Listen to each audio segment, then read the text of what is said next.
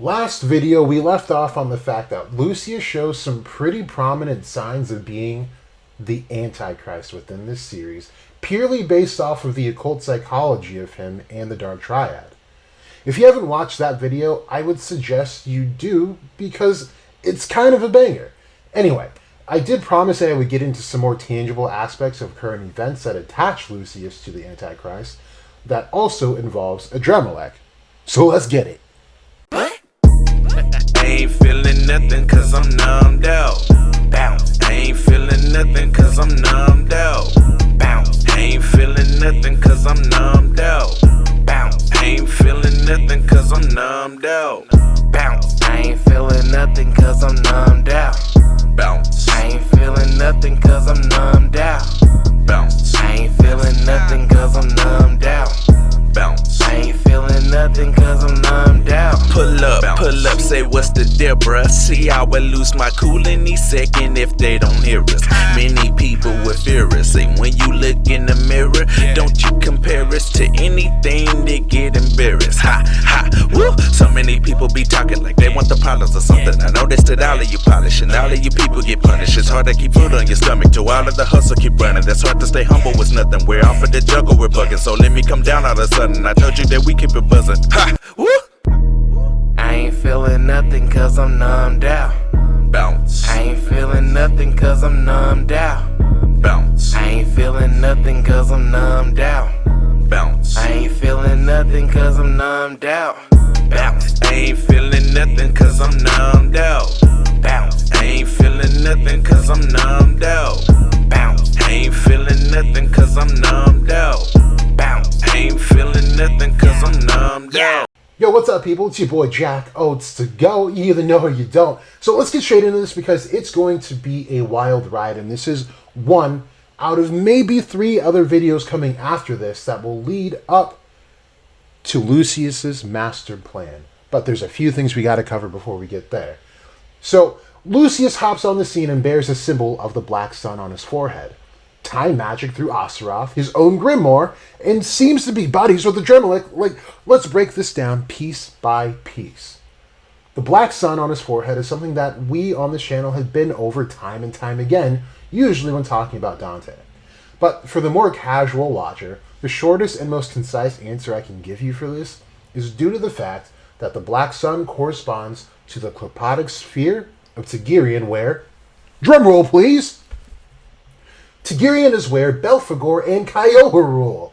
Right, now before we get too excited, I am in no way saying that Lucius is Belphegor or Kiowa, but Tigirion is the realm of the Black Sun and is the place where the Antichrist is born out of, as its Sephirotic counterpart is equated to the body of Christ.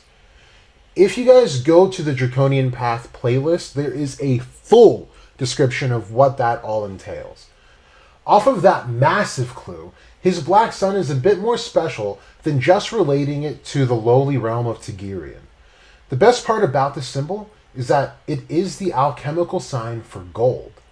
For those that don't know, the goal of alchemy, aside from giving life to an object that does not have it otherwise, was to turn other metals into gold through varying processes.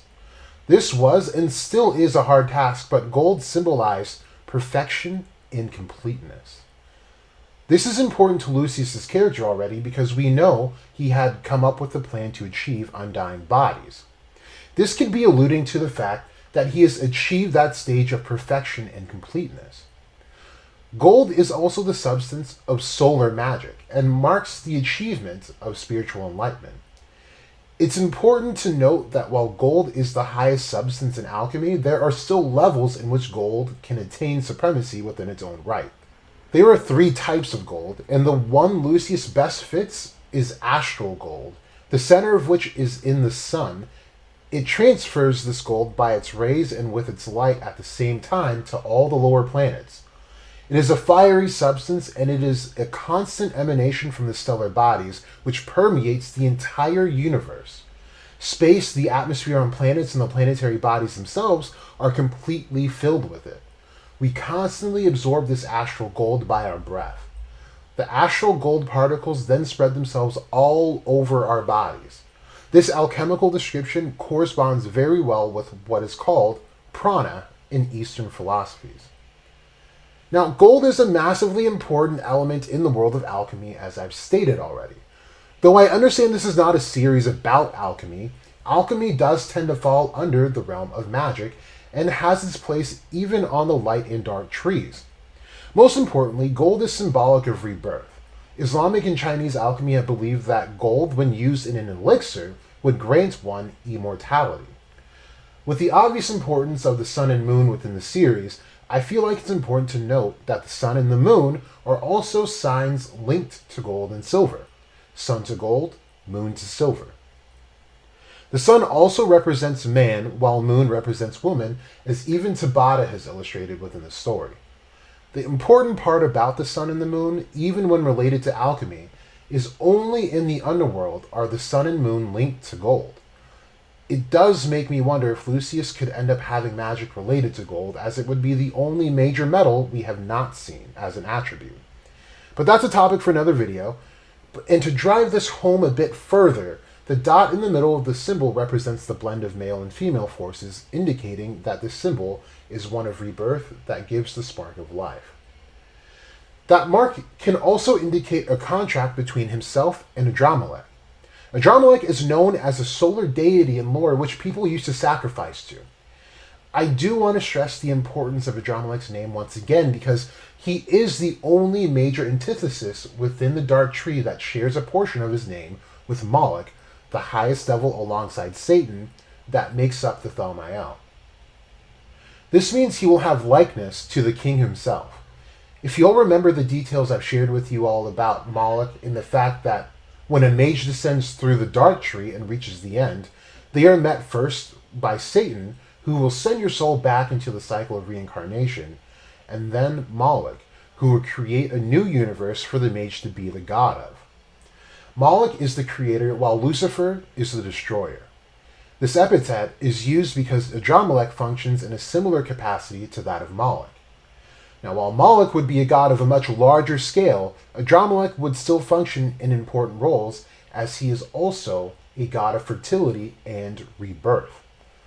But we've already talked about Adramelech's lore in previous videos and threads on Twitter. I instead wanted to point out something that no one else has talked about as far as my knowledge goes, that led me to the conclusion that Adramelech is specifically needed to achieve the rebirth process that the Triad and the Spade Civilians hope to achieve. In just one panel with no words before Lucius was even mentioned, Adramelech told us quite a bit about this. There's a panel that shows Adramelech's tail, and it doesn't have a typical design like all the other devils have, but is instead coiled into a spiral. So far, the tails of the devils have alluded to their abilities, so what's the meaning of a spiral? The spiral has a multitude of meanings, all in which are fairly similar to each other, with maybe a few added specific details here and there. Across all cultures, this has been used as a symbol of rebirth and creation.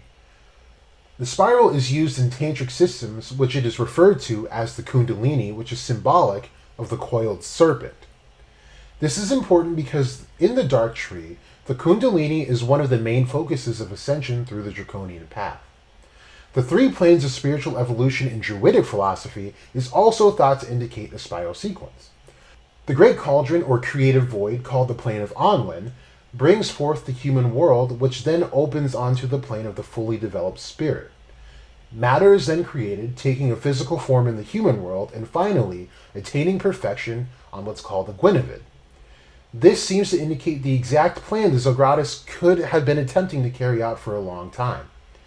The spiral symbol relating directly to reincarnation is a huge sign that Adramelech has been working with Lucius and the Zogratis for quite some time in the quest to attain these undying bodies.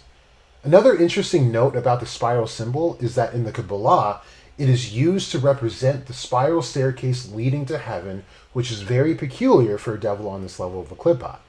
If you guys remember from the earlier videos, you know that Samael is a devil linked to this realm and said to rule there, and he is not fallen like the rest are.